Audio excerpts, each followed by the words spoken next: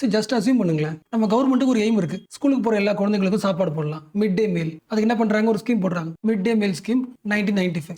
Central government சொல்றேன். So 1வது இருந்து 8வது வரைக்கும் வச்சுக்கலாம். எல்லாருக்கும் மதிய சாப்பாடு. ஸோ ஸ்கீம் போட்டாச்சு. இந்த ஸ்கீம் யார்கிட்ட போகும்?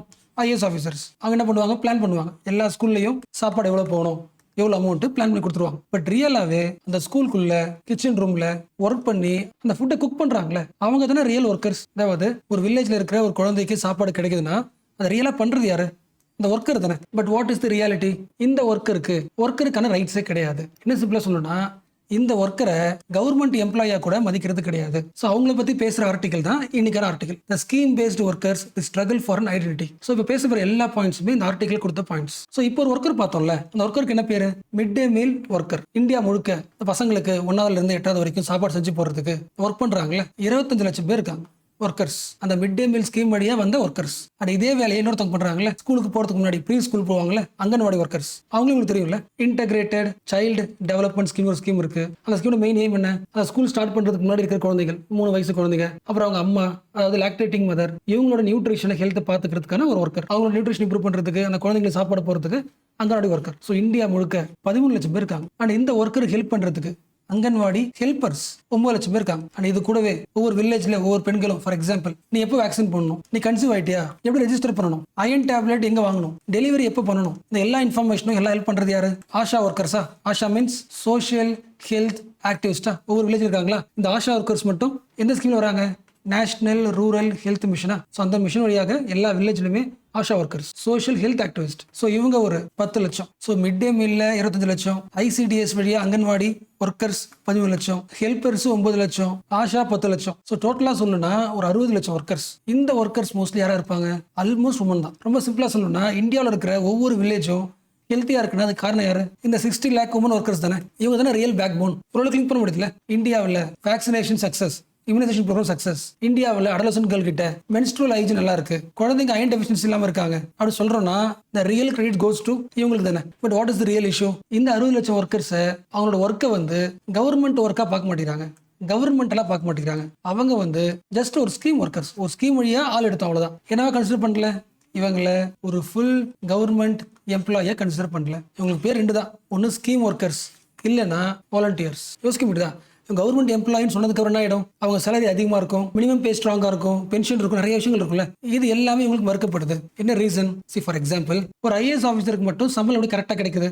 2 விஷயம். இந்த போஸ்ட்டை உருவாக்குறதுக்கு ஆல் இந்தியா சர்வீசஸ் ஆக்ட் 1951 ஒரு சட்டம் உருவாக்கியாச்சு. அப்ப இவங்களோட போஸ்ட் இருக்குல்ல, ஐஏஎஸ் ஆஃபீஸர் போஸ்ட் இருக்குல்ல, அது ஸ்டாட்யூட்டரி ஒரு சட்டம் இருக்கு. அந்த ஆல்சோ இவங்களை எப்படி ரெக்ரூட் பண்ணணும், இவங்களோட பேமெண்ட் எப்படி, இவங்க எப்படி பிஹேவ் பண்ணணும், கான்டாக்ட், இவங்க எப்படி லீவ் போடலாம், எல்லா விஷயமும் ரூல்ஸா இருக்கு. ரூல் புக்னு சொல்லுவாங்க. ஸோ ஸ்டாட்யூட்டரியா ஒரு ஆக்டும் இருக்கு, அது சப்போர்ட் பண்றதுக்கான சர்வீஸ் ரூல்ஸ் புக்கும் இருக்கு. இந்த 2 விஷயமும் இல்ல கிடையாது. இந்த 60 லட்சம் எம்ப்ளாயிஸோட ஜாப் என்ன கிடையாது? It is not a statutory job. And also இவங்களுக்கு சர்வீஸ் ரூல் புக் கிடையாது, சர்வீஸ் ரூல்ஸ் கிடையாது. ரூல்ஸ் போட்டாச்சுன்னா இவங்களுக்கு என்ன சம்பளம், என்ன பென்ஷன்ன்றது தீர்மானம் ஆயிடும். அப்ப இவங்களுக்கு அவனோட சர்வீஸ்க்கான ரூல்ஸ் உருவாக்குறதுக்கு ரொம்ப நாளா சொல்லிட்டு இருக்கோம். பட் ஒர்க் அவுட் ஆக மாட்டேங்குது. கவர்மெண்ட் அதை பண்ணலாம்னு சொல்லியிருக்காங்க, பட் லாங் டேர்மா வச்சிருக்காங்க. என்ன ரீசன்? ஒரே ரீசன் தான். கவர்மெண்ட் சொல்ற ஒரு முக்கிய ரீசன், 60 லட்சம் பேரையும் கவர்மெண்ட் எம்ப்ளாயை மாத்திட்டா எவ்வளவு பெரிய பர்டன் ஆயிடும் கவர்மெண்ட்டுக்கு. சோ ஹியூஜ் சேலரி பர்டன் ஒண்ணு, அவங்களுக்கு பென்ஷன் ரெடி பண்ணி தரணும், இன்சூரன்ஸ் ரெடி பண்ணி தரணும், மேட்டர்னிட்டி பெனிஃபிட்ஸ் நிறைய இருக்குல்ல. சோ இவ்வளவு பர்டன் வரதுனால கொஞ்சம் தள்ளி போட்டிருக்காங்க. பட் ஆக்சுவலா இவங்கள கண்டிப்பா கவர்மெண்ட் எம்ப்ளாயை மாத்தி ஆகணும். அதுக்கு 2 முக்கியமான காரணம். ஃபர்ஸ்ட் பாயிண்ட், இந்த 60 லட்சம் பேரும் ஒரு கவர்மெண்ட் கீழே, ஒரு மினிஸ்டர் கீழே தான் ஒர்க் பண்றாங்க, ஃபுல் டைம் ஒர்க் பண்றாங்க.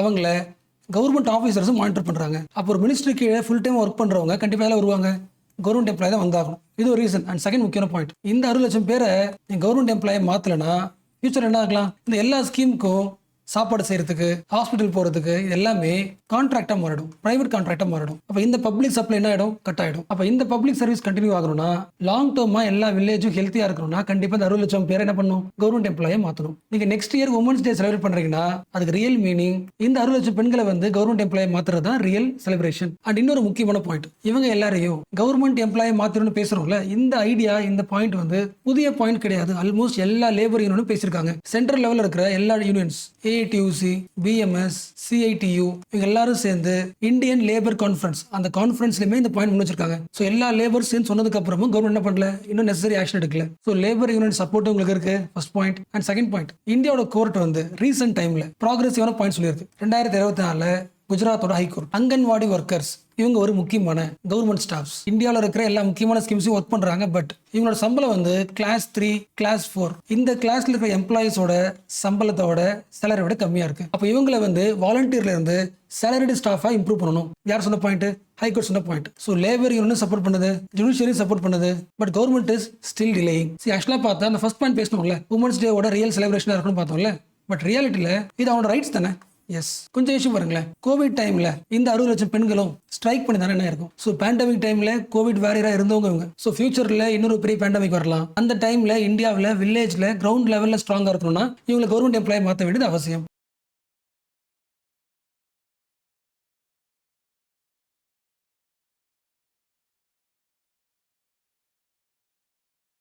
பாகிஸ்தான் டெரரிசம் ஸ்பான்சர் பண்றதுல ஃபர்ஸ்ட் யாருக்கு ப்ராப்ளம்? பாகிஸ்தானுக்கு அது ப்ராப்ளம் தானே. ஃபார் எக்ஸாம்பிள், இந்தியாவில் ஒரு அட்டாக் பண்ணணும், அதுக்கு என்ன பண்ணலாம்? டெரரிஸ்ட் ட்ரெயின் பண்ணலாம், ட்ரெயின் பண்ணி இந்தியாவுக்குள்ள அனுப்பலாம். டெரரிஸ்ட் ட்ரெயின் பண்றதுக்கு என்ன தேவை? காசு தேவை, ஃபண்டு தேவை. பட் நமக்கு தெரியும் பாகிஸ்தானோட எக்கானமி ரொம்ப வீக் எக்கானமி. அப்படி வீக்கா இருக்கும்போது தன்னோட கண்ட்ரியை பார்த்துக்க முடியாம காசு யார்கிட்ட வாங்குது? IMF கிட்ட வாங்குது, வேர்ல்டு பேங்க் கிட்ட வாங்குது. எதுக்கு? தன்னோட கண்ட்ரியோட எக்கானமி டெவலப் பண்றதுக்கு ஃபண்டு வாங்குது. அந்த ஃபண்டை பாகிஸ்தானோட மக்களுக்கு பயன்படுத்தாம எதுக்கு பயன்படுத்துறாங்க? டெரரிஸ்ட்க்கு பயன்படுத்துறாங்க. எதுக்காக? இந்தியா அட்டாக் பண்றது. அப்ப இந்த ஃபுல் சினாரியோல யாரோட காசு வேஸ்ட் ஆகுது? பாகிஸ்தானோட மக்களுக்கு போக வேண்டிய காசு வேஸ்ட் ஆகுது. யாரோட காசு வேஸ்ட் ஆகுது? உலகம் முழுக்க இருக்கிற எல்லா கண்ட்ரியோட டாக்ஸ் பேயர்ஸ், அவங்களோட காசு தான் IMF போகுது. அப்ப குளோபல் எக்கனாமி இன்டைரக்டா டெரரிசத்துக்கு ஸ்பான்சர் பண்ணுது. யாருக்கு கிடைக்க வேண்டுமோ அந்த மக்கள் என்ன பண்ணுது? விட்டுருது. அதனால நம்ம என்ன பண்ணணும்? ஸ்டேட் ஸ்பான்சர் டெரரிசத்தை ஸ்டாப் பண்ணணும். உலகம் முழுக்க இருக்க எல்லா கண்ட்ரிஸும் எந்த கண்ட்ரில டெரரிஸ்ட்டை வந்து சப்போர்ட் பண்றாங்களோ அந்த கண்ட்ரியை ஐசோலேட் பண்ணணும். ஸோ பாகிஸ்தானை சப்போர்ட் பண்ணாதீங்க, ஐசோலேட் பண்ணுங்க, வார்ன் பண்ணுங்க அப்படின்னு ஒரு நெரேட்டிவ் உருவாக்குறோம்ல. இந்த நெரேட்டிவ் இதுக்கு முன்னாடி நம்ம பயன்படுத்துறது கிடையாது. This is operation Sindoor diplomacy. So operation சிந்தூர்ல மிலிட்டரி அட்டாக்கும் பண்றோம், ப்ரிசைஸ்டா பண்றோம், நம்ம ஓன் டெக்னாலஜி பயன்படுத்துறோம், மேட் இன் இந்தியாவில் உருவாக்குற டிஃபென்ஸ் டெக்னாலஜி பயன்படுத்துறோம். அட் தி சேம் டைம் ஸ்ட்ராட்டஜிக்கலா பாகிஸ்தான் பத்தின ஒரு நெரேட்டிவ் உருவாக்குறோம்ல. ஸோ இந்த ஐடியாவை தான் இன்னைக்கு லீடிங் ஆர்டிகல் பேசுது. ஆக்சுவலா என்னோட பாயிண்ட் ஆஃப் வியூல இன்னைக்கு வந்து ஆர்டிகலை விட லாஸ்ட் வீக்ல 2 முக்கியமான ஆர்டிகல் இந்தியாவோட அப்ரோச் பத்தி பேசிருக்கு. ஆபரேஷன் சிந்தூர் வழியாக இந்தியாவோட அப்ரோச் டுவர்ட்ஸ் டெரரிசத்தை எப்படிலாம் பார்க்கலாம், ஒரு டிஃப்ரெண்ட் ஆங்கிள் வந்திருக்கு. அது ஃப்ரீ டைம்ல ஷேர் பண்றேன். பட் இன்னைக்கு இந்த ஆர்டிகல் முடிச்சிடலாம். ஸோ கண்டிப்பா நிறைய பேருக்கு போர் அடிக்கும் நினைக்கிறேன். ஏன்னா இதுல இந்த ஆர்டிகல் நிறைய பாயிண்ட்ஸ் எனக்கு தெரிஞ்ச பாயிண்ட்ஸ் தான். பட் ஒரு சம்மரைசேஷன் மாதிரி முக்கியமான பாயிண்ட்ஸ்ல பார்த்துக்கலாம், ஸ்டார்ட் பண்ணலாம். ஸோ ஃபர்ஸ்ட் பேசிக் பாயிண்ட், வழக்கமா பாகிஸ்தான் இந்தியா அட்டாக் பண்ணிச்சுன்னா இந்தியாவோட அப்ரோச் எப்படி இருக்கும்? இதுக்கப்புறம் பாகிஸ்தானுக்கும் இந்தியாவுக்கும் எந்த டாக்ஸும் கிடையாது, எந்த பேச்சுவார்த்தையும் கிடையாது. இது வழக்கமா பண்றது. அண்ட் பாகிஸ்தான்ல இருக்கிற மக்கள் இந்தியாவுக்கு வரக்கூடாது, அண்ட் இந்தியன் பீப்பிள் பாகிஸ்தானுக்கு போகக்கூடாது. பீப்பிள் டு பீப்பிள் டாக் என்ன ஆகும்? கட் பண்ணுவாங்க. அண்ட் தேர்ட் வழக்கமா என்ன பண்ணுவாங்க? மீடியா அனௌன்ஸ் பண்ணுவாங்க, உலக மக்களுக்கு சொல்லுவாங்க, எல்லா கண்ட்ரியும் சொல்லுவாங்க, பாருங்க பாகிஸ்தானோட கேரக்டர் பாருங்க அப்படின்னு என்ன பண்ணுவோம்? குளோபல் லெவல் அப்பீல் பண்ணுவோம். இந்த இஷ்யூ புரிஞ்சுக்குங்க, பாகிஸ்தான் டேஞ்சரா இருக்குன்னு அப்பீல் பண்ணுவோம். நம்ம பேசுறது கேட்டதுக்கு அப்புறம் எல்லா முக்கியமான கண்ட்ரிஸ் என்ன பண்ணும்? ஜஸ்ட் கேட்டுக்கும், அமைதியா கேட்டுக்கும். கேட்டதுக்கு அப்புறமும் அந்த கண்ட்ரிக்கு ஸ்ட்ராட்டஜிக்கல் இது கரெக்டாக பண்ணுவாங்க.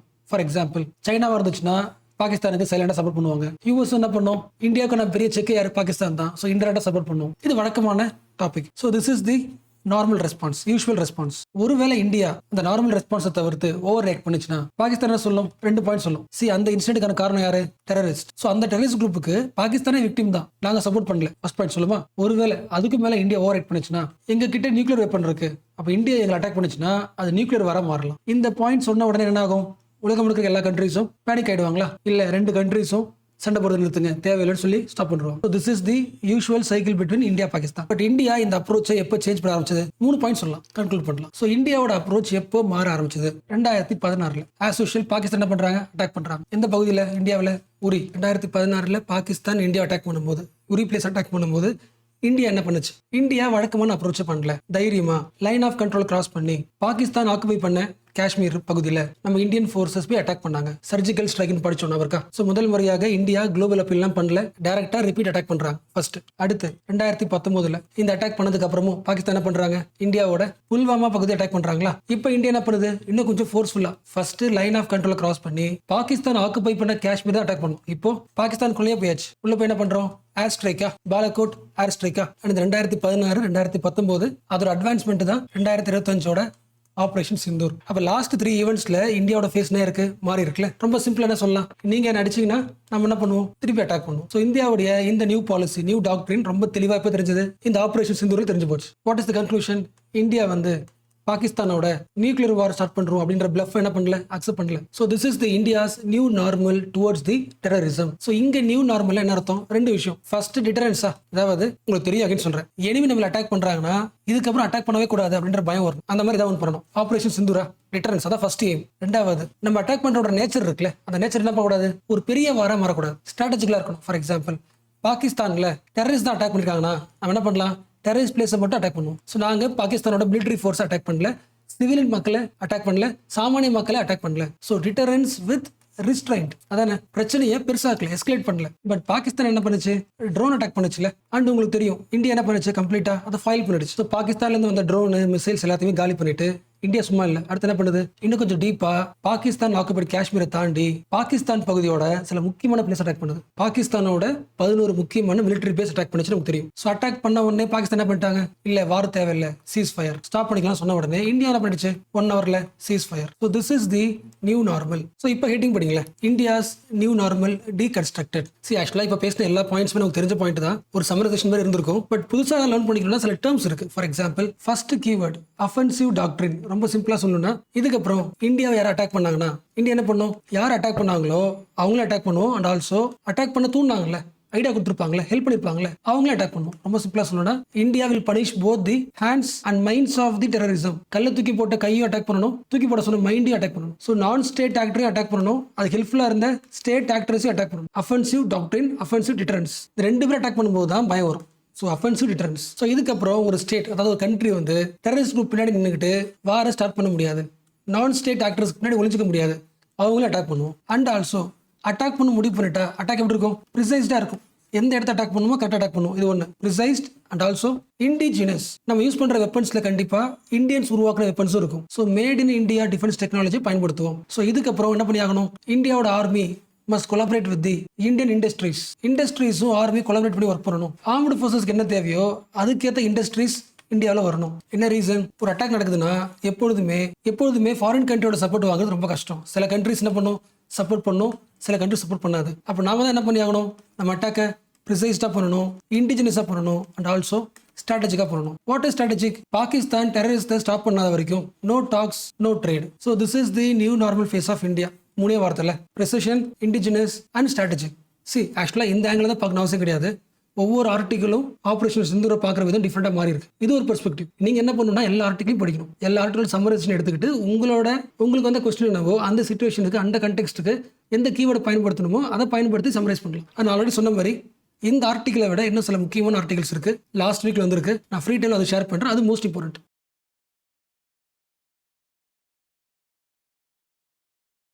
கிளைமேட் சேஞ்சை பற்றி ஒரு ஃபேக்ட் சொல்கிறேன். அந்த ஃபேக்ட் உங்களால் லிங்க் பண்ணிக்க முடியுதா, புரிஞ்சுக்க முடியுதான்னு சொல்லுங்க. வேர்ல்டு பேங்க் சொன்ன டேட்டா, இந்தியாவில் 80% of the population lives in the district which is vulnerable to climate disaster. யோசிக்க முடியுதா, அது இந்தியாவில் 80% மக்கள் வாழ்ற பகுதி இருக்குல்ல, அந்த பகுதியில் கிளைமேட் சேஞ்ச்னால உங்க ஏரியாவில் டிசாஸ்டர் வரதுக்கு வாய்ப்பு இருக்கு. 80% பகுதியில். எக்ஸாம்பிள், ஹீட் வேவ்ஸா இருக்கலாம், இல்ல ஃபிளட்டா இருக்கலாம், இல்ல உடம்பு சரியாம போகலாம், இல்லஸா இருக்கலாம், இல்ல கிராப்ஸ் ஃபெயிலியர் ஆகலாம். ஸோ இந்தியாவில் 80% மக்கள் வாழ்ற பகுதியில் கிளைமேட் சம்பந்தப்பட்ட டிசாஸ்டர் வரதுக்கு பல வாய்ப்புகள் உண்டு. அப்போ நீங்க வாழ்ற பகுதி மோஸ்ட்லி ரிஸ்கா இருக்க வாய்ப்பு உண்டு. அப்போ இதுக்கப்புறம் என்ன பண்ணணும்னா, நீங்க ஒரு இடத்துக்கு போறீங்க, வாழ போறீங்க, இல்ல ஒரு பிசினஸ் பண்ண போறீங்க, எனிதிங், எது பண்ணாலும் அந்த வேலை செய்யறதுக்கு, இல்ல அந்த வீட்டுல வாடகை இருக்கிறதுக்கு, இல்ல பிசினஸ் பண்றதுக்கு எவ்வளவு செலவாகும்னு பார்ப்போம்ல. சிமிலர்லி அந்த இடத்துல வாடுறதுனாலயோ இல்ல அந்த இடத்துல பிசினஸ் பண்றதுனால எவ்வளவு ரிஸ்க் வர வாய்ப்பு உண்டு. ஃபார் எக்ஸாம்பிள், இந்த ஊர்ல இந்த பகுதியில் நான் ஒரு பிசினஸ் ஆரம்பிக்க போறேன்னா ரிஸ்க் இருக்கா இல்லையான்னு ரிஸ்கை கால்குலேட் பண்ணுங்க. எப்படி கால்குலேட் பண்ணலாம், ஃபர்ஸ்ட் பாயிண்ட், நான் இருக்கிற பகுதி டேஞ்சர் பகுதியில் வருதா. So first point danger. Flood,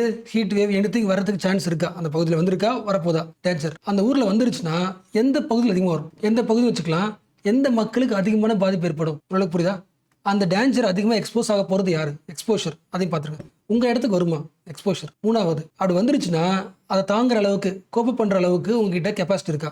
vulnerability, இதை பொறுத்து தான் உங்கள் ஏரியாவோட ரிஸ்க் இருக்கு. ஃபியூச்சரில் ஃப்ளட் வர வாய்ப்பு இருக்கு. ஃப்ளட் வந்துச்சுன்னா முக்கியமாக ஹாஸ்பிட்டல் ஏரியாஸ்லாம் டேமேஜ் ஆகிடும். அந்த டேமேஜை தாங்குற அளவுக்கான இன்ஃப்ராஸ்ட்ரக்சர் அந்த ஹாஸ்பிட்டல் கிடையாது அப்படின்னா ரிஸ்க் ரொம்ப அதிகம். இதுக்கு பேர் என்னது, கிளைமேட் ரிஸ்க். இல்லைனா கிளைமேட் ஃபிசிக்கல் ரிஸ்க். புரிஞ்சா, கிளைமேட்னால உங்கள் பகுதியில் எவ்வளோ ரிஸ்க் இருக்குது அதை கால்குலேட் பண்ணுறதுக்கான ஃபார்முலா. அந்த ஃபார்முலா சொன்ன ஆர்டிகல் தான் இந்த article.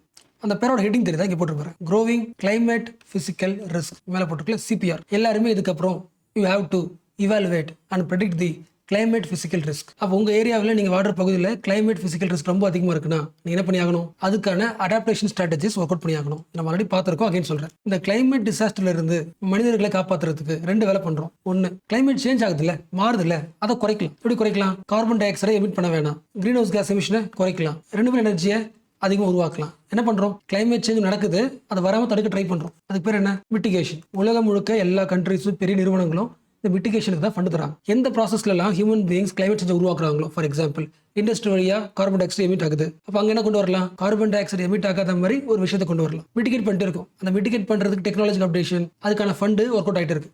At the same time இந்த உலகம் கம்ப்ளீட்டாக எல்லா கண்ட்ரிஸும் கிளைமேட் சேஞ்ச் வராத மாதிரி டெக்னாலஜி உருவாக்கி வீட்டுக்குள்ள ஸ்ட்ராங் ஆகிறதுக்கு ஒரு 50 வருஷம் ஆகிடும். அதாவது உலகம் முழுக்க சோலார் எனர்ஜி பயன்படுத்துறது, ப்ரொடக்ஷன்ல கூலை பயன்படுத்தாமல் இருக்கிறது, கிளைமேட்டை டிஸ்டர்ப் பண்ணாத ஒரு லைஃப் வாடுறதுக்கான ஒரு சிச்சுவேஷன் 50 வருஷம் ஆகிடும். அப்போ அந்த 50 வருஷம் வரைக்கும் நம்ம என்ன பண்ணிட்டு தான் இருப்போம்? கிளைமேட்டை டிஸ்டர்ப் பண்ணிட்டு தான் இருக்கும். அந்த டிஸ்டர்பன்ஸ் என்னவா வரும்? டிசாஸ்டரா வரும். இப்போ எந்த அளவுக்கு மிட்டிகேஷன் முக்கியமோ அந்த அளவுக்கு ரியல் டைம்ல பிரசன்ஸ்ல ஃப்ளட் வந்துச்சுன்னா அதை தாங்கக்கூடிய லெவலுக்கான இன்ஃப்ராஸ்ட்ரக்சர் டெவலப்மெண்ட் இருக்கா?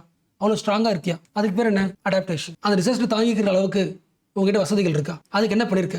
அதுக்கு பேர் என்ன? அடாப்டேஷன். மிட்டிகேஷனும் முக்கியம், அடாப்டேஷனும் முக்கியம். அப்போ அடாப்டேஷனை நீங்கள் ஸ்ட்ராங் பண்ணணும்னா முதல்ல என்ன தெரிஞ்சுக்கணும்? உங்கள் ஏரியாவில் ரிஸ்க் எவ்வளோக்குன்னு கண்டுபிடி. ரிஸ்க் ரொம்ப அதிகமாக இருக்குன்னா, மேலே பார்த்தோம்ல அந்த ஃபார்முலா படி ரிஸ்க் அதிகமாக இருக்குன்னா ரொம்ப சீக்கிரமாக உங்கள் ஏரியாவில் அடாப்டேஷன் என்ன பண்ணணும்? ஸ்ட்ராங் பண்ணணும். பட் இந்தியாவில் ஒரு சேலஞ்ச் இருக்கு. வேற ஒரு கண்ட்ரினா ஆல்மோஸ்ட் அந்த கண்ட்ரியில் எல்லா பகுதியிலுமே ரிஸ்க் பார்க்க ஒரே மாதிரி இருக்கும். பட் இந்தியாவோட ஜியோகிராஃபி பார்த்தீங்கன்னா ஒவ்வொரு வில்லேஜுக்குள்ளேயும் டிஃப்ரெண்டாக இருக்கும். ஒரு வில்லேஜ் இருக்கலாம், அந்த வில்லேஜில் ஹீட் வேவ்ஸ் அதிகமாக வரலாம், ட்ராட் அதிகமாக வரலாம். பட் பக்கத்து வில்லேஜ்லாம் வரலாம், ஃப்ளட் வரலாம், ஆப்போசிட் நடக்கலாம். அப்போ அடாப்டேஷனை ஸ்ட்ராங் பண்ணணும்னா, கிளைமேட் ரிஸ்க்கை ரொம்ப கண்டுபிடிச்சு கரெக்டாக ஒர்க் அவுட் பண்ணணும்னா நமக்கு local data is most important. ஓரளவுக்கு யோசிக்க முடியுதா? இந்தியாவில் கிளைமேட் டிசாஸ்டர்லும் தப்பிக்கணும்னா இந்தியாவில் ஒவ்வொரு வில்லேஜோட டேட்டாவும் டிஃப்ரெண்டாக இருக்கு. அப்போ அந்த ஈச் டேட்டாக்கு ஏற்ற மாதிரி நம்ம என்ன பண்ணி ஆகணும்? அடாப்டேஷன் பண்ணி ஆகணும். அது ஃபர்ஸ்ட் என்ன பேசிக்ஸ்? இந்தியாவோட எல்லா ரீஜனல் டேட்டாவும் கலெக்ட் பண்ணணும். ஸோ ஓரளவுக்கு புரிஞ்சதில்ல. பட் ஆக்சுவலாக பார்த்தோன்னா இப்போ நம்ம பேசுனது ரொம்ப ஜென்ரலிஸ்டாக பேசியிருக்கோம். அதாவது ஒரு இடத்துல வாடுறோம், நம்ம தப்பிக்கிறதுக்கு அந்த வில்லேஜ்ல என்ன வேலை பண்ணணும் அதெல்லாம் பார்த்தோம். பட் ஆக்சுவலாக உலகம் முழுக்க எந்த எக்ஸ்பர்ட் இதை பற்றி பேசுறாங்கன்னா என்விரான்மெண்டோ இல்லை கிளைமேட் சேஞ்ச் எக்ஸ்பர்ட் பேசுறது இல்லை. ஒரு இடத்தோட ரிஸ்க்கை கண்டிப்பாக கண்டுபிடிக்க வேண்டியது அவசியம்னு பேசுற எக்ஸ்பர்ட்ஸ் யாருன்னா எக்கனாமிஸ்ட். லிங்க் பண்ண முடியுதா? இந்த காலகட்டத்தில் கிளைமேட் சேஞ்சும் கிளைமேட் டிசாஸ்டரும் that is directly linked with economy. For example, இந்த ஊர்ல அரிசி உற்பத்தி பண்றாங்க, இந்த ஊர்ல இருந்தா இந்த நாட்டுக்கு அரிசி சப்ளை ஆகுது. ஸோ இதுக்கு முன்னாடிலாம் இந்த கண்ட்ரி கூட அக்ரிமெண்ட் போட்டால் மட்டும் போதும், அரிசி வந்துகிட்டே இருக்கும். ஸோ இதுக்கப்புறம் என்ன ஆகலாம்? அந்த ஊர்ல அதிகமாக மழை பெய்யலாம், அதிகமாக ஃப்ளட் வரலாம். அந்த ஃப்ளட் என்ன பண்ணலாம்? அந்த கிராப்ஸை டிஸ்ட்ராய் பண்ணிடலாம். அப்போ கிராப்ஸை டிஸ்ட்ராய் ஆயிடுச்சுன்னா இந்த ஊருக்கு என்ன ஆகாது? அரிசி போகாது. அப்போ என்ன ஆகுது? குளோபல் சப்ளை செயின் உடையுது. அப்போ அரிசிக்கு டிமாண்ட் அதிகமாயிடும், விலை அதிகமாயிடும், இன்ஃப்ளேஷன், பாவர்ட்டி அதிகமாயிடும். அப்போ அந்த கண்ட்ரியோட எக்கனாமிக் ஸ்டெபிலிட்டி ஆகிடும், வீக் ஆகிடும். அப்போ இதுக்கப்புறம் ஒவ்வொரு கண்ட்ரியும் எந்த பிஸ்னஸ் பண்ணாலும் அந்த பகுதியோட ரிஸ்கையும் கால்குலேட் பண்ணுங்க. ஸோ கிளைமேட் பிசிக்கல் ரிஸ்கோட ஃபார்முலாவை அதிகமாக எக்ஸ்பெக்ட் பண்ணுறது யாரு? எக்கனாமிஸ்ட். பட் என்ன சேலஞ்சு? இந்த கிளைமேட் பிசிக்கல் ரிஸ்க் ஃபார்முலாவை இந்தியாவை கால்குலேட் பண்ணுறது ரொம்ப கஷ்டம். என்ன ரீசன்? ஒவ்வொரு பகுதியுமே எப்படி இருக்கு? ஹைப்பர் லோக்கலாக இருக்கு. ஒவ்வொரு பகுதியிலையும் டேட்டா டிஃப்ரெண்டாக இருக்கு. ஒவ்வொரு வில்லேஜில் இருக்கிற சாயில் இருக்குல்ல, சாயில் டைப் டிஃப்ரெண்ட்டு, அங்கே ஓடுற ரிவரோட பேட்டர்ன் டிஃப்ரெண்ட், அந்த வில்லேஜோட ஹவுசிங் குவாலிட்டி டிஃப்ரெண்ட், அந்த ஊரில் மைக்ரேஷன் நடக்குதா இல்லையான்னு டிஃப்ரெண்ட். ஸோ ஒவ்வொரு ஊரும் யூனிக்காக இருக்கிறதுனால ரிஸ்க் எப்படி இருக்கலாம்? டிஃப்ரெண்டாக இருக்கலாம். பட் எவ்வளோதான் சேலஞ்சாக இருந்தாலும் வேறு வழி கிடையாது. இந்த ஹைப்பர் லோக்கல் லெவலில் இருக்க டேட்டா கலெக்ட் பண்ணி இதுக்கப்புறம் ஃபியூச்சரில் ஒரு சென்ட்ரல் கிளைமேட் டேட்டா பேஸை உருவாக்கி ஆகணும். அப்படி உருவாக்கினா மட்டும்தான் ஃபியூச்சரில் இங்கே ஒரு டேம் கட்டலாமா அப்படி முடிவு பண்ணுறதுக்கு ஜஸ்ட் லைக் தட் முடிவு பண்ண முடியாது. கிளைமேட் பிசிக்கல் ரிஸ்க் ஃபார்முலா படி இங்கே எவ்வளோ ரிஸ்க் இருக்குன்னு அனலைஸ் பண்ணிட்டு டேம் கட்டலாம். யோசிக்க முடியுதா? இந்த பகுதியில் டிசாஸ்டர் பயங்கரமாக இருக்கும் அப்படின்னா, ரிஸ்க் ரொம்ப அதிகம்னா என்ன பண்ணலாம்?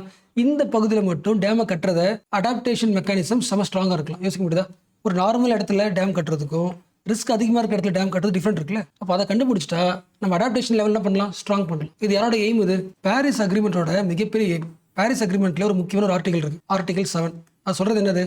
ஒவ்வொரு கண்ட்ரியும் நேஷனல் அடாப்டேஷன் பிளானை உருவாக்கணும் 2025க்குள்ள. 2025 முடிய போகுது. பட் இந்தியாவுக்கு ஒரு மிகப்பெரிய சேலஞ்ச் இருக்கு. டேட்டாவை கலெக்ட் பண்ணி தான் உருவாக்க முடியும். ஸோ இந்தியா என்ன பண்ணலாம்? அட்லீஸ்ட் மினிமலா district level vulnerability, at least district லெவல்ல என்ன பண்ணலாம்? கிளைமேட் ரிஸ்க்கை கால்குலேட் பண்ணி ஆகணும். ஸோ 2025ல இந்தியா எடுக்க வேண்டிய சில முக்கியமான ஸ்டெப்ஸ்ல இதுவும் முக்கியம். கிளைமேட் பிசிக்கல் ரிஸ்க் இல்லைன்னா ஃபியூச்சர்ல உங்க ஊர்ல நிறைய குழந்தைங்க, இன்ஃபேக்ட் இப்பயும் உங்களுக்கு தெரியும், சம்மர் வந்திருக்கும், திடீர்னு மழை பெஞ்சிருக்கும், நிறைய குழந்தைங்களுக்கு ஃபீவர் வந்திருக்கும். அப்போ அந்த ஒவ்வொரு குழந்தையும் அஃபெக்ட் ஆகுதுல்ல. இது ஒன்று தனித்தனி இஷ்யூ கிடையாது, ஐசோலேட்டட் இஷ்யூ கிடையாது, எல்லாமே common pattern related with climate disaster.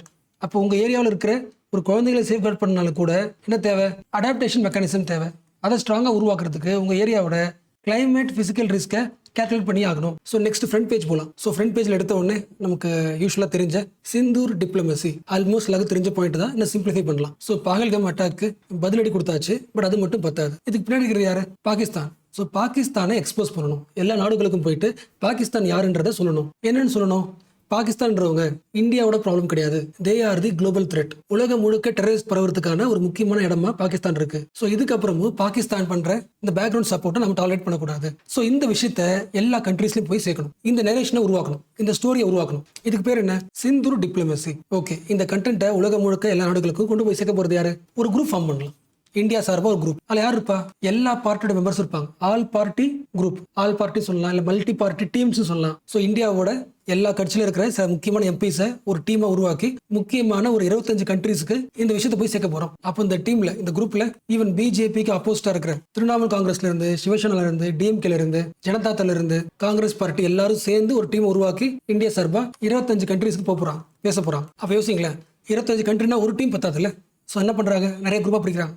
ஒரு குரூப் சில கண்ட்ரிஸ் போகும், இன்னொரு குரூப் சில கண்ட்ரிஸ். ஃபார் எக்ஸாம்பிள், ஒரு குரூப்ல வந்து கனிமொழி இருக்காங்க. ஸோ கனிமொழி இருக்கிற அந்த குரூப் லீடிங் வந்து ரஷ்யா, ஸ்பெயின், கிரீஸ், லாட்வியா எல்லா கண்ட்ரிஸ் போகுது. இந்த மாதிரி நிறைய குரூப்ஸ் இருக்கு. இந்த எல்லா குரூப்போட அல்டிமேட் எய்ம் என்ன ஸ்டோரி உருவாக்கணும்? ஃபர்ஸ்ட் பாயிண்ட், பாகிஸ்தான் ப்ராக்ஸி வார் டாக்டிக்ஸை பயன்படுத்துது. அதாவது டைரக்டா சண்டை போடாம ஒரு குரூப் வழியா இன்டைரக்டா சண்டை போடுது, ப்ராக்ஸி வார். அப்ப அந்த ப்ராக்ஸி வாருக்கு எதிர்த்து இன்டர்நேஷனல் என்ன பண்ணும்? சப்போர்ட் வாங்கணும். சப்போர்ட் வாங்குறதுக்கு போறோம். First point. ரெண்டாவது, பாகிஸ்தான் பண்றதுக்கு பேர் என்ன? Cross border terrorism. ஒரு கண்ட்ரில இருந்து இன்னொரு கண்ட்ரிக்கு வந்து டெரரிசம் பண்றாங்க. சோ இதுக்கப்புறம் கிராஸ் பார்டர் டெரரிசத்தை இந்தியா அக்செப்ட் பண்ணாது. Zero tolerance policy. இந்த 3 கீவேர்ட். ப்ராக்ஸி வார் எதிர்த்து இன்டர்நேஷனல் சப்போர்ட் வாங்கணும். கிராஸ் பார்டர் டெரரிசத்தை இந்தியா இதுக்கப்புறம் அக்செப்ட் பண்ணிக்காது. Zero tolerance policy. So we have to create a 21st century counter terrorism diplomacy. டெரரிசத்தை கவுண்டர் பண்றதுக்கான ஒரு diplomacy, Sindoor diplomacy. which means military level மட்டும் கிடையாது. உலகத்தோட எல்லா கண்ட்ரியோட கேபிட்டலுக்கு போகணும், ஹெட் குவார்ட்டருக்கு போகணும், அண்ட் ஆல்சோ யூஎனுக்கு போகணும், அண்ட் ஆல்சோ எல்லா மீடியா ஃபோரம்லையும் பேசணும். கவுண்டர் டெரரிசத்துக்கான நெரேட்டிவை உருவாக்கும். இந்தியா இதை முயற்சி பண்ணுது. So this is the short summary of this front page news. Next, இந்த ஆர்டிகல் முக்கியம். வாஃப் லா பத்தி நம்ம நிறைய பார்த்தாச்சு. பட் சில கான்ஸ்டிடியூஷன் இன்டர்பிரேஷன்ஸ் இருக்கு. ஒரு ரிவிஷனுக்கு யூஸ் ஆகும், நியூ இன்சைட்ஸா கிடைக்கும். ஸோ இப்போ நம்ம என்ன பார்க்க போறோம்னா, இந்த நியூ வாஃப் லா பத்தி, வாஃப் ப்ராப்பர்ட்டி பத்தி சுப்ரீம் கோர்ட்டுக்குள்ள நடந்த டிஸ்கஷன்ஸ் என்ன, அங்க லாயர்ஸ் வந்து என்ன டிஸ்கஷன் பேசினாங்க, ஜட்ஜ் என்ன பாயிண்ட் சொன்னாங்க, அவங்களோட இன்டர்பிரேஷன் தெரிஞ்சுக்க போறோம். ஸோ கோர்ட்டுக்குள்ள நடந்த விஷயத்தை பேச போறோம். ஸோ சுப்ரீம் கோர்ட்டுக்குள்ள ஜட்ஜஸ் என்ன டிஸ்கஸ் பண்ணாங்க அதெல்லாம் பார்க்கறதுக்கு முன்னாடி நம்ம எல்லாருக்கும் தெரிஞ்ச ஒரு 3 பேசிக் பாயிண்ட்ஸ். ஒரு நார்மல் லேண்டு எப்ப வஃபா மாறுது? இந்த லேண்டு டொனேஷனா கொடுக்கப்பட்டது, கிஃப்டா கொடுக்கப்பட்டது. யாருக்கு? முஸ்லீம் கம்யூனிட்டிக்கு. இதுக்காக அவங்களுடைய வெல்ஃபேருக்காக. வெல்ஃபேர்னு அர்த்தம் ஸ்கூலும் கட்டலாம், ப்ரேவும் பண்ணலாம், இல்ல அந்த மக்களை அடக்கம் பண்றதுக்கான ஒரு பரியல் கிரவுண்டா இருக்கலாம். எப்படி பார்த்தாலும் ஒரு முஸ்லீம் கம்யூனிட்டி மக்களுக்கான வெல்ஃபேருக்காக முஸ்லீம் பீப்புள் பல தலைமுறைகளாக, ஈவன் பிரிட்டிஷ் பீப்புள் உள்ள வரதுக்கு முன்னாடியே, ரொம்ப காலத்துக்கு முன்னாடியே தன்னோட முஸ்லீம் கம்யூனிட்டிக்கு டொனேஷனா கொடுத்த லேண்டு பேர் தான் வஃப். நமக்கு தெரியும், வெல்ஃபேருக்காக கொடுக்கப்பட்டதா. ஸோ ஃபர்ஸ்ட் பாயிண்ட் என்னது? இதுக்கப்புறம் இது பிரைவேட் ப்ராப்பர்ட்டி கிடையாது, இது ஒரு கம்யூனிட்டியோட property. First point. So India முழுக்க ஒரு 8 லட்சம் வஃப் ப்ராப்பர்ட்டி இருக்கு. ஒரு எய்ம் என்ன? முஸ்லீம் மக்களோட வெல்ஃபேருக்காக காலங்காலமா பல ஜெனரேஷன்ஸ், பல ஃபேமிலி கிஃப்டா கொடுத்தது முஸ்லீம் மக்களுக்காக. அவ இப்படி இருக்கும்போது இந்த ப்ராப்பர்ட்டியை கவர்மெண்ட் ரெகுலேட் பண்றதுக்கு ஒரு ஆக்ட் ஏன் போடுது? ஒரு ப்ராப்பர்ட்டி இருக்கு, அது முஸ்லீம் பாப்புலேஷனோட வெல்ஃபேருக்காக இருக்கும்போது அந்த ப்ராப்பர்ட்டியை கவர்மெண்ட் ஒரு ஆக்ட் போட்டு ஏன் ரெகுலேட் பண்ணணும்? என்ன reason? Government point of view என்ன? இந்தியா முழுக்க நிறைய ப்ராப்பர்ட்டிஸ் இருக்கு. பட் எல்லா ப்ராப்பர்ட்டியும் வெல்ஃபேருக்காக மட்டும் கிடையாது, சிலது வந்து மிஸ்யூஸ் பண்ணப்படுது. அதாவது கவர்மெண்ட் இன்டர்வென்ட் பண்ணாம இருக்கணும்னா இதெல்லாம் என்ன பண்ணிருக்கலாம்? வாஃப் ப்ராப்பர்ட்டியை மாத்திடலாம். வாஃப் ப்ராப்பர்ட்டியை மாத்திட்டா கவர்மெண்ட் கேள்வி கேட்க முடியாது, நம்ம என்ன வேணா பண்ணிக்கலாம். இன்ஃபேக்ட் சொல்லணும்னா 2013 இருந்து 2024 வச்சுக்கலாம், கடைசி 10 வருஷமா வாஃப் ப்ராப்பர்ட்டி இந்தியாவில் ஒரு 100 மடங்கு அதிகமா இருக்கு. அப்படின்னா எங்கேயோ மிஸ்யூஸ் நடக்குது. இந்த லேண்டை யார் மேனேஜ் பண்றா? முஸ்லீம் பாப்புலேஷன். எப்படி மேனேஜ் பண்றாங்க? அந்தந்த லேண்டுக்கான யார் இருப்பா? ஒரு போர்டு இருக்கும், ஒரு குழு இருக்கும், வாஃப் போர்டு. ஸோ அந்த முஸ்லீம் மெம்பர்ஸே ஒரு போர்டு மாதிரி உருவாக்கி என்ன பண்றாங்க? மேனேஜ் பண்றாங்க. அப்போ இந்த போர்டு சரியா இருந்துச்சுன்னா இந்த வஃப் ப்ராப்பர்ட்டி பண்ண மாட்டாங்க, மிஸ்யூஸ் பண்ண மாட்டாங்க. அப்போ இந்தியா முழுக்க நிறைய வஃப் ப்ராப்பர்ட்டி மிஸ்யூஸ் பண்ணப்படுதுன்னா அதுக்கு என்ன காரணம்? வஃப் போர்டு வந்து எஃபிஷியண்டா ஒர்க் பண்ணல. இதுக்கப்புறம் இந்த போர்டுல நிறைய கவர்மெண்ட் ஆஃபீஸர்ஸ் உள்ள இருக்கணும், விச் மீன்ஸ் நான் முஸ்லிம்ஸ் உள்ள இருக்கலாம். அப்ப என்ன ஆகும்? ஏன்னா எஃபிஷியண்டா இந்த வஃப் ப்ராப்பர்ட்டி மேனேஜ் பண்ண முடியும். எதெல்லாம் தப்பா இருக்கோ, மிஸ்யூஸ் பண்றாங்களோ அந்த ப்ராப்பர்ட்டியை ஃப்ரீஸ் பண்ணிடலாம், ஸ்டேட்டஸ் ரிமூவ் பண்ணிடலாம். ஈவன் அது ஹாஸ்பிட்டலா இருந்தாலும் சரி, பாடசாலையா இருந்தாலும் சரி, அதோட ஸ்டேட்டஸை ரிமூவ் பண்ணிடலாம். ஸோ வாஃப் அமெண்ட்மெண்ட் ஆக்ட் 2025 இது மக்களுக்கு பிடிக்குமா? முஸ்லீம் பாப்புலேஷனுக்கு. வாஃப் போர்டுக்கு பிடிக்குமா? பிடிக்காது. என்ன பண்றாங்க? சுப்ரீம் கோர்ட்ல கேஸ் போடுறாங்க. அப்ப அந்த கேஸ்க்குள்ள சுப்ரீம் கோர்ட்டுக்குள்ள நடந்த டிஸ்கஷன், பெட்டிஷனர்ஸ் என்ன சொல்றாங்க, சுப்ரீம் கோர்ட் என்ன சொல்லுது, அந்த டிஸ்கஷனை பார்க்கலாம். ஸோ சுப்ரீம் கோர்ட்ல நடந்த சில முக்கியமான ஐடியாஸ் டிஸ்கஷனை பார்க்கலாம். அது ஃபர்ஸ்ட் முக்கியமான பாயிண்ட். சரி, கவர்மெண்ட் நினைச்சா ஒரு இண்டிவிஜுவலோட ப்ராப்பர்ட்டி கூட தூக்க முடியும். அதாவது ஒரு பிரைவேட் ப்ராப்பர்ட்டியை தூக்க முடியும், வாங்கிக்க முடியும். பட் இந்த ப்ராப்பர்ட்டி அப்படி வராது. இண்டிவிஜுவல் ப்ராப்பர்ட்டி கிடையாது. இது யாரோட ப்ராப்பர்ட்டி? ஒரு கம்யூனிட்டியோட ப்ராப்பர்ட்டி. அந்த கம்யூனிட்டி யாரு? Religious community. அப்ப அந்த லேண்டை வாங்குறதுக்கான அதிகாரம் கவர்மெண்ட் கிடையாது. பட் இந்த ப்ராப்பர்ட்டி வாங்குறதுக்கு ரெகுலேட் பண்றதுக்கு கவர்மெண்ட் ஒரு ஆக்டே போட்டுருச்சு. அப்ப இந்த ஆக்ட் நம்ம அனலைஸ் பண்ணலன்னா யாருக்கு பாதிப்பு ஏற்படும்? இந்தியாவில் இருக்கிற முக்கியமான லார்ஜஸ்ட் ரிலீஜியஸ் மைனாரிட்டி கம்யூனிட்டி முஸ்லீம் மக்களோட ப்ராப்பர்ட்டி லாஸ் ஆயிடும். அப்ப என்ன பண்ணலாம்? இந்த ஆக்டை நம்ம சுப்ரீம் கோர்ட்ல அனலைஸ் பண்ணி முடிவு தர வரைக்கும் இந்த ஆக்டை பாஸ் பண்ணலாம். அதாவது இந்த ஆக்டை இம்ப்ளிமெண்ட் பண்றோம்ல, அதை இப்போ உடனே பண்ண வேணா, டிலே பண்ணலாம். இது first argument. So pass the implementation of this act. First point. இந்த பாயிண்ட்டுக்கு சுப்ரீம் கோர்ட் சொன்ன கவுண்டர் ஆர்குமெண்ட் என்ன? சுப்ரீம் கோர்ட்டே சொன்ன பாயிண்ட். ஆக்ட்ன்றது யார் போடுறது? பார்லிமெண்ட் போடுறது. பார்லிமெண்ட்ல யார் இருப்பா? எல்லா எம்பிஸ் இருப்பாங்க, ஆளுங்கட்சி இருப்பாங்க, எதிர்கட்சி இருப்பாங்க, எல்லாரும் சேர்ந்து உருவாக்குன ஒரு ஆக்ட் அது. ஸோ எப்பொழுதும் ஒரு ஆக்ட் போட்டா அந்த ஆக்டை வந்து இம்ப்ளிமெண்ட் பண்ணாதீங்கன்னு சொல்ற அதிகாரம் யார் கிடையாது? சுப்ரீம் கோர்ட் கிடையாது. என்ன ரீசன்? மக்களோட ரெப்ரஸன்டேட்டிவ் எம்பிஸ், அதாவது பார்லிமெண்ட் ஒரு லாவை பாஸ் பண்ணிச்சுனாலே ஆட்டோமேட்டிக்காவே தோஸ் ஆக்ட்ஸ் ஆர் கான்ஸ்டிடியூஷனல். அதாவது அந்த ஆக்ட் வந்து valid law, constitutionally valid. Point புரியுதுல? பார்லிமெண்ட் எந்த லா போட்டாலுமே நீங்க அசியூம் பண்ணிக்கணும், presumed டு பி கான்ஸ்டிடியூஷனல். அந்த ஆக்டை இம்ப்ளிமெண்ட் பண்றதுக்கான எல்லா அதிகாரமும் ஆட்டோமேட்டிக்காக வந்துடும். என்ன ரீசன்? போட்டது parliament. It is defaultly constitutional. So இந்த பாயிண்ட் சுப்ரீம் கோர்ட் சொன்ன பாயிண்ட். ஸோ ஆக்டை பாஸ் பண்ணுங்கன்னு சொன்னது யாரு? பெட்டிஷனர் சொல்றாங்க. சுப்ரீம் கோர்ட் ஆர்குமெண்ட் என்ன? பாஸ் பண்ண முடியாது, அந்த லா போட்டது parliament, so it is constitutional. அடுத்த பெட்டிஷன் சொல்றாரு, ஓகே கான்ஸ்டிடியூஷனல் தான், ஓகே, பட் இந்த ஆக்ட் வந்து முஸ்லிம்ஸோட அடிப்படை உரிமையை வயலேட் பண்ணுது. இந்தியாவோட ஃபண்டமெண்டல் ரைட்ஸ்ல article 25 we have religious freedom, இது ஒண்ணு. 26 எல்லா ரிலீஜியஸ் கம்யூனிட்டியும் அவங்களுக்கான இன்ஸ்டிடியூஷனை மேனேஜ் பண்ணலான்னு போட்டிருக்கு. அப்ப இந்த ஆர்டிகல் படி பார்த்தா வாஃப் ஆக்ட் மக்களோட அடிப்படை உரிமையை வயலேட் பண்ணுது. அதனால சுப்ரீம் கோர்ட் என்ன பண்ணலாம்? இந்த ஆக்ட் உடனடியாக பாஸ் பண்ணலாம். இதுக்கு பேர் என்ன? Prima facie. யார் சொல்ற பாயிண்ட்? பெட்டிஷனர் சொல்ற பாயிண்ட். இந்த பாயிண்ட் கவுண்டரா? Law passed by parliament is presumed to be constitutional. அப்போ ஒரு ஆக்ட் வந்து கான்ஸ்டிடியூஷனலா இருந்தாலும் அது மக்களோட அடிப்படை உரிமை வயலேட் பண்ணுதுன்னா ஆட்டோமேட்டிக்காவே சுப்ரீம் கோர்ட் என்ன பண்ண முடியும்? அந்த கேஸை எடுத்து அதை பாஸ் பண்ண முடியும். ரொம்ப சீக்கிரமாவே என்ன பண்ண முடியும்? இன்டர்வென் பண்ண முடியும். ஏன் சீக்கிரம் இன்டர்வென் பண்ணும்? இதை அப்படியே விட்டுட்டா இல்ல டிலே பண்ணீங்கன்னா பெரிய டேமேஜ் ஏற்படுத்தும். மூணாவது பாயிண்ட், இன்ஜூரி, பெரிய டேமேஜ் ஏற்படுத்தும். இர்ரிப்பேரபிள் இன்ஜூரி, சரி பண்ண முடியாத அளவுக்கான ப்ராப்ளம் ஏற்படுத்தும். அப்ப இந்த பிரின்சிபல் படி பாத்தீங்கன்னா என்ன பண்ணலாம்? சீக்கிரமா இயர்லியரா உள்ள வந்து அந்த ஆக்ட் என்ன பண்ணலாம்? ஈவன் கான்ஸ்டிடியூஷனலி வேலிடா இருந்தாலும் வெயிட் பண்ண வைக்க முடியும். யாரோட point? Petitioner point of view. So 3 keyword. First, ஒரு கேஸோட ஒரு இஷ்யூவோட பிரைமா ஃபேஸே பாருங்க. அந்த இஷ்யூல பிரைமா ஃபேஸியா இருக்கா? அதாவது ஒரு இண்டிவிஜுவலோட மக்களோட அடிப்படை உரிமை வயலேட் ஆகுதா? வயலேட் ஆச்சுன்னா அதுல பிரைமா ஃபேஸியா இருக்கு. சுப்ரீம் கோர்ட் அந்த கேஸ் என்ன பண்ண முடியும்? இயர்லியரா இன்டர்வென் பண்ணலாம். என்ன ரீசன்? இயர்லியரா இன்டர்வென் பண்ணலன்னா இர்ரிப்பேரபிள் இன்ஜுரி பிரின்சிபல் படி அதிகமான பாதிப்பு ஏற்படும். அதுக்காக என்ன பண்ணலாம்? பாஸ் பண்ணலாம். அடுத்து யார் சொல்றா? Supreme court argument. இந்த ஆக்ட் வந்து இம்ப்ளிமெண்ட் பண்ணா பயங்கரமான ஆபத்து ஏற்படும் அப்படின்னு ப்ரூவ் பண்ண வேண்டியது பெட்டிஷனர் தானே தவிர சுப்ரீம் கோர்ட் கிடையாது. பெட்டிஷன் பண்ணி ஆகணும். ஒரு கேஸ் போட்டாச்சா இதனால பெரிய ப்ராப்ளம் வரும்ன்றதை நீ ப்ரூவ் பண்ணணும். நீ ப்ரூவ் பண்ணிட்டா சுப்ரீம் கோர்ட் அக்செப்ட் பண்ணிக்கும். யாரோட point of view? Supreme Court point of view. இப்போ அடுத்து அகைன் பெட்டிஷனர் என்ன சொல்றாரு? பெட்டிஷனர்னா அந்த லா வேணாம், அதுல ப்ராப்ளம்ஸ் இருக்கு, பாஸ் பண்ணுங்க அப்படி கேஸ் போட்டவங்க. இவங்க என்ன சொல்றாங்க? அந்த ஆக்டை இம்ப்ளிமெண்ட் பண்ணா நிறைய டேமேஜ் ஏற்படும் அப்படி சொல்றதுக்கு நிறைய ப்ரூஃப் இருக்கு. ஃபார் எக்ஸாம்பிள், எப்பொழுதுமே ஒரு லேண்டையோ ஒரு ப்ராப்பர்ட்டியோ கவர்மெண்ட் எடுத்துக்குதுன்னா அக்விசிஷன் பண்ணிக்குதுன்னா இந்த வாங்கின லேண்ட் இருக்குல்ல, ப்ராப்பர்ட்டி, அது என்ன வேல்யூ என்ன பண்ணும்? கவர்மெண்ட் அதை கொடுத்துரும்ல. காம்பன்சேஷனுக்கான காசு கொடுக்கும்ல கவர்மெண்ட். எப்போதுமே காம்பன்சேஷன் பத்தின ரூல்ஸே இந்த ஆக்ட்ல கிடையாது. ஸோ அதனால தப்பு. So this new act bypasses the compensation point. இது ஒன்று. அடுத்து முக்கியமான பாயிண்ட், இந்த வாஃப் ப்ராப்பர்ட்டி தப்பான விஷயத்துக்கு பயன்படுத்துறாங்க, அதாவது மிஸ்யூஸா இருக்கு அப்படின்னு யாரு சொன்னா கவர்மெண்ட் இந்த லேண்ட் எடுத்துக்கும்?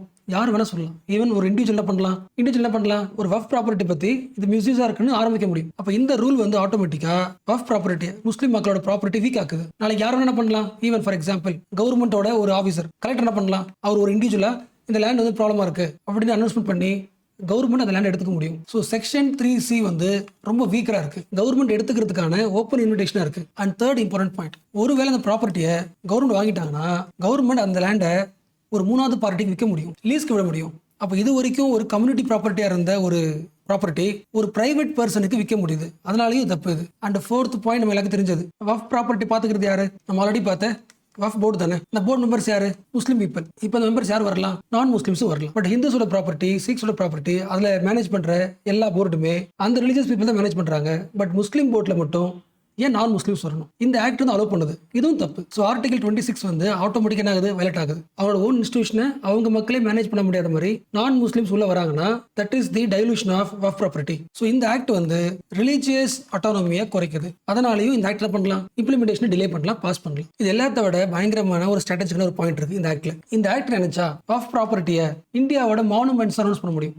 ஃபார் எக்ஸாம்பிள் இது ஒரு மாஸ்க்னு வச்சுக்கலாம். இந்த மாஸ்க் இதுக்கப்புறம் இந்தியாவோட மானுமெண்ட். ஸோ மானுமெண்ட் அனௌன்ஸ் பண்ணாலே போதும், இந்த பகுதிக்கு இந்த ப்ராப்பர்ட்டிக்கு வாஃப் ஸ்டேட்டஸ் என்ன ஆயிடும், கேன்சல் ஆயிடும். அப்போ இந்த பாயிண்ட் பார்க்க எப்படி இருக்குன்னா, மானுமெண்ட்ன்ற பேர்ல நிறைய வாஃப் ப்ராப்பர்ட்டியை எடுத்துக்கிறதுக்கான ஒரு முயற்சி, இந்த ஆங்கிலையும் பார்க்கணும். அப்போ இந்த பாயிண்ட் எப்படி ஆப்போசிட்டா இருக்கு, இந்தியாவோட முக்கியமான act 1991 act, places of worship act. என்ன சொல்றாங்க, ஒரு கோயில் இருக்குன்னா அந்த கோயில மானுமெண்ட் அனௌன்ஸ் பண்ண முடியாது. ஒரு டெம்பிள் இருக்குன்னா அந்த டெம்பிள் மியூசியம்னு சொல்லி, ஒரு மசூதி இருக்குன்னா அது மானுமெண்ட்னு சொல்லி கன்வெர்ட் பண்ண முடியாது. All the religious places will retain their own character. அப்ப இந்த ரூலுக்கும் இப்போ உருவாக்கின வஃப் ஆக்டுக்கு என்ன இருக்கு, ஒரு கான்ஃபிளிக்ட் இருக்கு. அதனாலேயும் இந்த ஆக்ட் என்ன பண்ணணும், பாஸ் பண்ணணும். ஒருவேளை இந்த ப்ராப்பர்ட்டி வந்து என்னோடது, நான் சரியா தான் பயன்படுத்திட்டு இருக்கேன், அதாவது முஸ்லீம் மக்களோட வெல்ஃபேருக்கு தான் பயன்படுத்திட்டு இருக்கேன். ஒருவேளை கவர்மெண்ட் தெரியாம என் ப்ராப்பர்ட்டியை வாங்கிட்டாங்க, அக்விசிஷன் பண்ணிட்டாங்க, இப்போ நான் கேஸ் பண்ணணும்னா இது ஏன் லேண்டுன்னு கேஸ் பண்ணணும்ல. கேஸ் போடுறதுக்கு இந்த பேப்பர் வேணும்ல. நம்ம லேண்ட் வாங்கினா வாங்குவோம், பத்திரம் வாங்குவோம்ல. பட் இந்தியாவில் இருக்கிற 8 லட்சம் வாஃப் ப்ராப்பர்ட்டிஸ், இந்தியா முழுக்க ஒரு 8 லட்சம் வாஃப் ப்ராப்பர்ட்டிஸ் இருக்கு.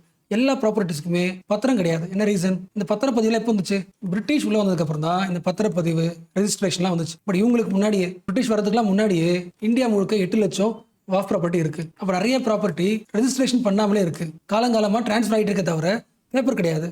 பேப்பர் இல்லாத போது என் லேண்டை கவர்மெண்ட் தூக்கிக்கிச்சுன்னா நான் எப்படி வந்து ஃபைல் பண்றது கேஸை. ஸோ இவ்வளோ கான்ஃபிளிக்ட் இந்த லால இருக்கு. லாஜிக் புரியுதா, இந்த வாஃப் ப்ராப்பர்ட்டி அன்ரெஜிஸ்டர்டா இருக்கு, அதனால தப்பான இடம், கவர்மெண்ட் நாங்கள் என்ன பண்ணிக்கிறோம் எடுத்துக்கிறோம், சில பேர் எடுத்துக்கலாம். பட் அந்த லேண்ட் என்னவா இருக்கலாம், எங்க வில்லேஜோட கிரேவ் யார்டா இருக்கலாம், இல்ல அந்த ஊர் மக்களோட 200 வருஷமா ஒரு சின்ன தர்காவா இருக்கலாம். அப்ப 2025 ஆக்ட் என்ன பண்ணுது, ரெஜிஸ்டர் பண்ணாத வாஃப் ப்ராப்பர்ட்டியை கவர்மெண்ட் எடுத்துட்டாலும் கேஸ் போறதுக்கு சான்ஸ் கிடையாது. இவ்வளவு வீக்னஸ் இருக்கு. அண்ட் இன்னொரு முக்கியமான பாயிண்ட், கவர்மெண்ட் என்ன சொல்றாங்கன்னா, இருந்து 2024 கடைசி 10 வருஷத்துல இந்தியாவில் ஃபர்ஸ்ட் பார்த்தோம்ல 8 லட்சம் வாஃப் ப்ராப்பர்ட்டி, அந்த ப்ராப்பர்ட்டி நம்பர் வந்து 116% அதிகமாக இருக்கு. இப்போ நிறைய லேண்ட் வந்து வாஃப் ப்ராப்பர்ட்டி பேர்ல நிறைய உருவாயிட்டே இருக்கு. அப்படின்னா ஏதோ மிஸ்யூஸ் நடக்குது கவர்மெண்ட் சொல்றாங்க, அப்படி கிடையாது. நம்பர் அதிகமாகிறதுனால நீங்க இப்படி யோசிக்கலாம், நிறைய ப்ராப்பர்ட்டி ரெஜிஸ்டர் செய்யப்பட்டிருக்கலாம், அதனால டேட்டா பார்க்க எப்படி இருக்கும், அதிகமாக இருக்கும். அப்போ டேட்டா அதிகமாக இருக்கிறதுனால லேண்ட் கிராபிங்னு எடுத்துக்க முடியாது. அப்போ இவ்வளோ வீக்னஸ் கொண்ட பிராக்ட் என்ன பண்ணுது, முஸ்லீம் மக்களோட கம்யூனிட்டி ப்ராப்பர்ட்டியை ஈஸியாக எடுத்துக்கிறது நிறைய பாயிண்ட்ஸ்ல இருக்கு. This is the violation of article 25.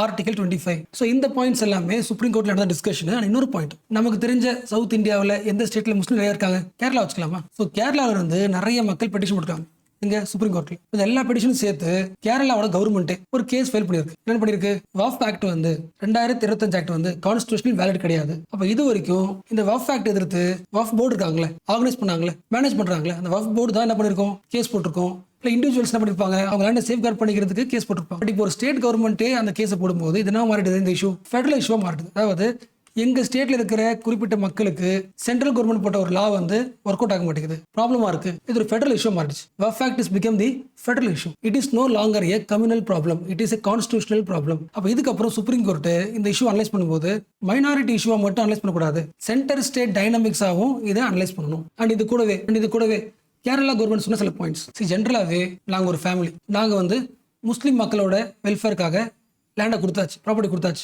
ஒரு தடவை கொடுத்துட்டா it is irreversible, it cannot be reversed. அதாவது ஒரு ப்ராப்பர்ட்டியை வாஃப் ப்ராப்பர்ட்டி சொல்லிட்டா முஸ்லீம் விதிப்படி அதை மறுபடியும் ரிவர்ஸ் பண்ண முடியாது. அப்படி இருக்கும்போது இந்த நியூ என்ன பண்ணுது, அதெல்லாம் மாத்துது. இது first point. Government point of என்ன, இது வரைக்கும் மேனேஜ் பண்ணிட்டு இருந்த வாஃப் போர்ட்ஸ், இந்தியா முழுக்க இருக்கிற வாஃப் போர்ட்ஸ் வாஃப் ப்ராப்பர்ட்டியை கரெக்டாக மேனேஜ் பண்ணல, அதெல்லாம் பாயிண்ட். பட் கேரளாவில் இருக்கிற வாஃப் போர்டுக்கு வந்து ஒரு பெரிய பேர் இருந்திருக்கு. It is the most efficient வாஃப் boards in the India. But நீ கேரளாவுக்கு வந்து வாஃப் போர்டோட எஃபிஷியன்சி எதுவுமே அனலைஸ் பண்ணாம நீங்க ஒரு ஆக்டை உருவாக்கிருக்கீங்கன்னா இட் இஸ் இன்எஃபிஷியன்ட் ஆக்ட். யோசிக்க முடியுதா? அதாவது இந்த ஆக்ட் என்ன பண்ணலன்னா, எங்க ஊர்லயும் ஒரு போர்டு இருக்கு, அந்த போர்டோட பவர் மாத்த போறீங்க, அதுக்குள்ள வந்து நானும் இந்த சொல்ல போறாங்க அப்படின்னா நீங்க ஸ்டேட்டை கேட்டிருக்கணும்ல. அப்ப this act lacks the consultative federalism. இந்த ஆங்கிளையும் பாருங்க. ஸோ இது எல்லாமே லிஸ்ட் ஆஃப் பாயிண்ட்ஸ். 2025 வஃப் ஆக்ட் ஏன் ப்ராப்ளம் சொன்னா இந்த எல்லா பாயிண்ட்ஸும் லிஸ்ட் பண்ண முடியும். ஸோ நெக்ஸ்ட் இன்னைக்கு பேப்பர்ல வந்து மோஸ்ட் இம்பார்ட்டன்ட் நியூஸ். இந்த நியூஸ் இருக்குல்ல, most important. WHO adopts the pandemic agreement to strengthen the global health preparedness. So headlines படித்தோடனே உங்களுக்கு புரிஞ்சிருக்கும். பட் அகைன் ஒரு ஷார்ட் சம்மரைஸ் பண்ணலாம். COVID-19 டைம்ல இந்த உலகம் லேர்ன் பண்ணிக்கிட்ட ஒரு முக்கியமான அண்டர்ஸ்டாண்டிங் என்ன, ஃபர்ஸ்ட் முக்கியமான பாயிண்ட், நம்ம கிட்ட குளோபல் கோஆர்டினேஷன் இல்லை. அப்படின்னு அர்த்தம், எந்த ஊர்ல அதிகமாக இறந்து போறாங்களோ அந்த ஊருக்கு வேக்சின்ஸ் போகாம எந்த கண்ட்ரி பணக்கார நாடோ அந்த கண்ட்ரி என்ன பண்ணுது, எல்லா வேக்சின்ஸையும் வாங்கி வச்சுக்கிச்சு. அப்ப கடைசி வரைக்கும் வெயிட் பண்ணது யாரு, வல்னரபிள் கண்ட்ரிஸ், புவர் கண்ட்ரிஸ். அப்படின்னு அர்த்தம், குளோபல் லெவல்ல பெரிய நிறுவனங்கள் இருந்தும், UN, WHO பெரிய நிறுவனங்கள் இருந்தும், குளோபல் ஆர்கனைசேஷன் இருந்தும் குளோபல் லெவலில் கோஆர்டினேஷன் இல்லை. அப்போ என்ன பண்ணணும், ஃபியூச்சர்ல இந்த மாதிரி ஒரு பிரச்சனை வரலாம், அப்போ எல்லா கண்ட்ரிஸும் சேர்ந்து ஒர்க் பண்ணணும். அதுக்கு ஒரு அக்ரிமெண்ட் இப்பயே போட்டுடலாம். என்ன அக்ரிமெண்ட், பேண்டமிக் அக்ரிமெண்ட். முதல் முறையாக பேண்டமிக் அக்ரிமெண்ட் சைன் பண்ணப்பட்டது. So WHO adopted the world's first pandemic agreement. So அந்த அக்ரிமெண்ட் வழியாக எல்லா கண்ட்ரிஸும் ஒன்னா சேர்ந்து சில ஃப்ரேம் ஒர்க் ரெடி பண்ணணும். ஃபார் எக்ஸாம்பிள் ஃபியூச்சர் பேண்டமிக் வராமல் இருக்கிறதுக்கு என்ன பண்ணணும், எப்படி இந்த உலகத்தை ப்ரிவென்ட் பண்ணணும். ஒன்று. ரெண்டாவது, ஒருவேளை வரப்போகுதுன்னா இயர்லி வார்னிங் சிஸ்டம் எல்லா கண்ட்ரிக்கும் போய் சேரணும். மூணாவது, வந்துருச்சுன்னா பணக்கார கண்ட்ரி ஏழை கண்ட்ரி பிரியாம ஒரு குளோபல் டீமா சேர்ந்து ஒர்க் பண்ணணும். Respond together. So prevent the future pandemic, prepare for early warning and respond together as a global team. டீம்னா புரியுதா? எல்லா கண்ட்ரிக்கும் வேக்சின் கிடைக்கணும் ஈக்குவாலிட்டியா. எல்லா கண்ட்ரிலையும் டயக்னாஸ்டிக் மெக்கானிசம் ஈஸியாக கிடைக்கணும். சில பேருக்கு இது ரொம்ப நார்மலா தெரியும். மோஸ்ட் இம்பார்ட்டன்ட், இந்த ஊர்லயும் ஹியூமன் பீங் தான், இந்த ஊர்லயும் ஹியூமன் பீங் தான். இந்த ஊர்ல கோவிட்ல அஃபெக்ட் ஆகி ஆக்சிஜன் கிடைக்காம நிறைய பேர் மூச்சு திணறி செத்து போனாங்க. அதே ஹியூமன் பீயிங் இந்த ஊர்ல இருந்தாங்கன்னா காப்பாத்திருக்கலாம். என்ன ரீசன்? பணக்கார கண்ட்ரி. நிறைய மெடிசன்ஸ் வந்து பிளாக் மார்க்கெட்ல விற்கப்பட்டுச்சு. யோசிக்க முடியுதா? இந்த ஹியூமன் பீயிங் வர வேண்டிய வேக்சினை பணக்கார நாட்டோட பெட்ஸ் இருப்பாங்களே, அனிமல் பெட்ஸுக்குலாம் வேக்சினேஷன் போட்டாங்க. அப்ப இந்த இன்ஜஸ்டிஸை ஸ்டாப் பண்றதுக்கான ஃபர்ஸ்ட் லெவல் அக்ரிமெண்ட் ஒரு 24 கண்ட்ரிஸ் வந்து இந்த அக்ரிமெண்ட் முக்கியம் சொல்லிட்டு சைன் பண்ணியாச்சு. ஸோ வேர்ல்டு ஹெல்த் ஆர்கனைசேஷனோட 78வது வேர்ல்டு ஹெல்த் அசம்பிளியில் குளோபல் பேண்டமிக் அக்ரிமெண்ட் அடாப்ட் செய்யப்பட்டது, which means equitable access to vaccines, therapeutics and diagnostics.